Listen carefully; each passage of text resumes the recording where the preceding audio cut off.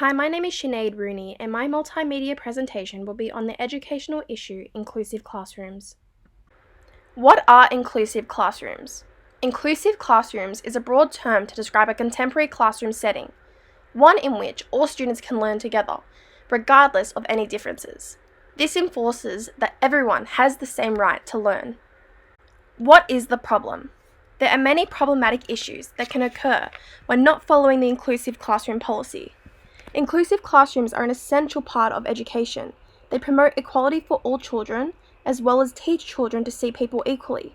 The only problem that can occur when following this way of education can be that children will be at different stages in their learning, and it may be hard for a teacher to create lesson plans that ensure all students reach their full potential in their academic education. Before this policy, the education system used to follow a way of teaching that separated children that had disabilities and students that were different to the norm, making them feel less than and unequal. What is the policy? The current education policy is shown through the Inclusive Education Statement, which is shown on the New South Wales Government website, where it states, "Inclusive education in New South Wales is defined as all students regardless of disability, ethnicity, socio-economic status, nationality, language, gender, sexual orientation, or faith can access and fully participate in learning, alongside their similar-aged peers, supported by reasonable adjustments and teaching strategies tailored to meet their individual needs. Inclusive education is embedded in all aspects of school life and is supported by culture, policies, and everyday practices." Principles of inclusive practice according to the New South Wales Government include student agency and self-determination, parent and career inclusion, social and cultural inclusion, curriculum inclusion, workforce capability for inclusion, system inclusion. This is shown to benefit many students with disabilities, as they were significantly treated differently and used to be separated from their peers. The Inclusive Education Statement stemmed from the Disability Standard for Education. This is a policy and standard that must be legally upheld within a school. The standard seeks to ensure that all students with disabilities can access and participate in education on the same basis as other students. Through the Disability Standard for Education and Inclusive Education Statement, an ethical and morally right environment can occur, allowing all students to be happy and their well-being and educational needs being met. Inclusive classrooms and the policy that surrounds it links to the ethical concept of justice, beneficence, and non-maleficence. The first ethical concept I'm going to talk about is justice. Implementing justice into education is such an important part of the New South Wales education system. The journal article, Australian Journal of Teaching Education, emphasises this where it states, "Justice in education brings into evidence other principles such as equity, respect for differences, inclusion, and accountability, which have the potential to legitimise educational action." This is linking to inclusive classrooms and education, as this policy is all about equal rights and respect and inclusion. This is allowing all students to have the ability to receive a good education. This is also preventing students feeling less than others. The second ethical point in relation to inclusive classrooms that I'm going to talk about is beneficence.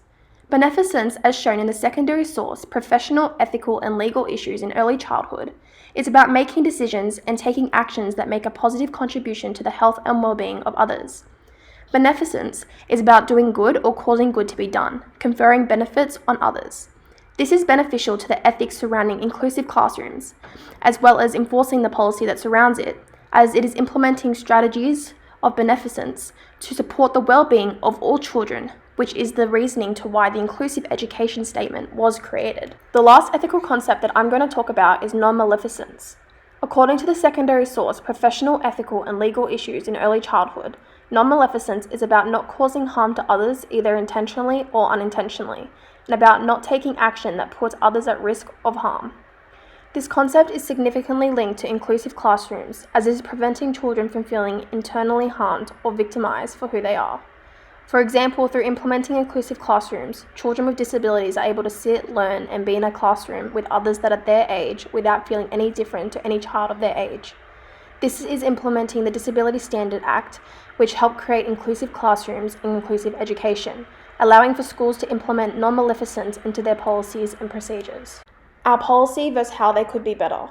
The policy that has been put into place for inclusive education is mainly a policy and statement for students with a disability. This has opened up many opportunities for these students. For example, students with disabilities who spend more time in a regular classroom have higher scores on achievement tests, are absent less, and perform closer to grade level than their peers who are withdrawn for instruction. They are now allowed to integrate with other students their age, whereas before they were confined to being sectioned off because of their differences. This policy, however, does not support inclusive learning and acceptance for students in different sectors as much. Through research, I have found that the Queensland Government have a policy that includes not only students with disabilities, but goes to different sections of students as well. This is shown on the side, where they support mental health needs, students in and out of home care, refugee students, cultural and linguistically diverse students, Aboriginal and Torres Strait Island students, gifted and talented students, as well as rural and remote students. This is shown through their statement in their policy where it states, "Our schools are part of our local communities and we welcome all students into our schools, and it's our responsibility to make those adjustments so that all students are engaged in a righteous and relevant learning program. This policy that we have is great. It significantly helps students with disabilities. However, it does not extend the policy the way that the Queensland Government does, as well as many other different states and countries continue to do so." Different guidelines to inclusive classrooms. There have been complaints about this policy. This includes students with special education needs detract from teachers' instructional time with students who are more likely to achieve. Teaching students with special needs requires specialised teaching skills, and teachers are not trained to deliver the specialised instructions that students with special education needs require. In my opinion, the guidelines should change, and teachers should be taught and trained more on how to properly include students with disabilities, despite the specialised teaching it may require. We are taught that we need to create lesson plans that cater for all students' needs. This should extend to students with disabilities, ensuring that an inclusive and fair classroom is occurring. A quote that really stood out to me is from the text Preparing Teachers for Inclusive Classroom.